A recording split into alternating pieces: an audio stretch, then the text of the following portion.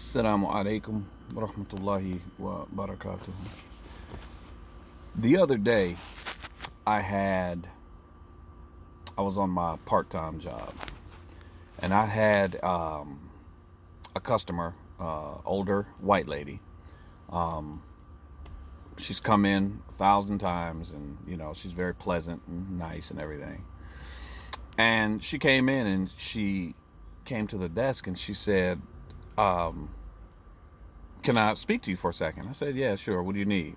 She says, "I want to apologize to you." And I said, "You want to apologize for what?" She says, "I didn't know that black people had it so bad.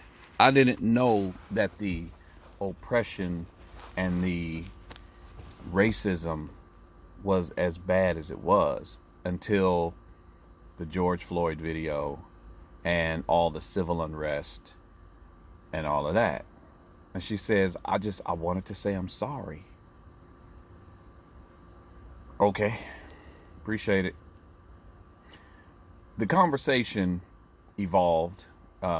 It continued, and she said she wanted to ask me some questions, um, about the whole thing. So, I follow her over, and she's working out on her machine, um, and I'm answering questions.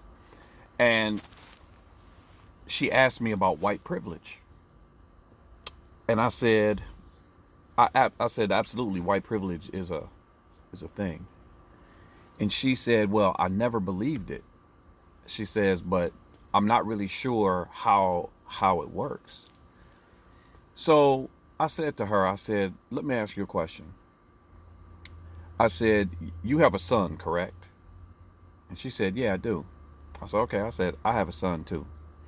I said, "At what age did you have the conversation with him on or in reference to how to survive an interaction or an encounter with law enforcement?" And she looked at me like, "What?" She says, I've never had that conversation." I said, I had that conversation with my son at the age of 14. The fact that you don't even find it a necessity, and the fact that it never even crossed your mind, is the epitome of white privilege. See, people of color will have these conversations with their sons because we know it is a necessity. It is a part of our life. We know that when we walk outside, it could go down at any time. And with young black males, we understand it can go down at any time. So the necessity to have these kinds of conversations, it's there, and we have to do it. And I said also, let me give you another example of white privilege. I said, just like, it's common knowledge that African Americans or black people have been in this country for 400 and something odd years, right? The fact that you have the luxury to be willfully ignorant, and some would say or could say, or the argument could be made, to have your head in the sand, to be oblivious to the reality of an entire group of people that you interact with on a daily basis, to know or to not know, rather, that they are oppressed, that there is systemic racism and systemic and institutional oppression that they have to deal with on a daily basis in some way, shape, fashion, or form, is another sign of your privilege. You have the luxury of ignorance. You have the luxury of not being aware. You have the luxury of being willfully ignorant. Do I believe that this woman was sincere? Absolutely. I absolutely do. I could see it in her face. I do believe that there are sincere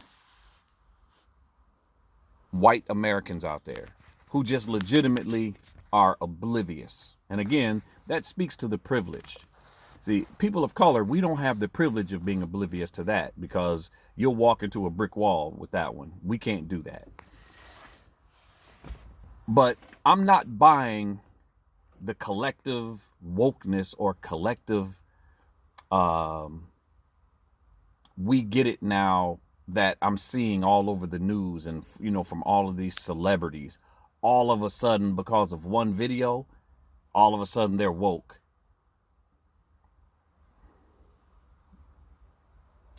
I don't know about that one. How can you not know? Like, this is not the first time a black man has been killed by the police on video, or beat on video. Not to mention any personal discrimination that you might have witnessed on your own, or when you're with your white friends, any off-color racial jokes that you may have heard that you didn't say anything about. So all of a sudden I'm woke. Not sure if I'm buying that or not. Not sure.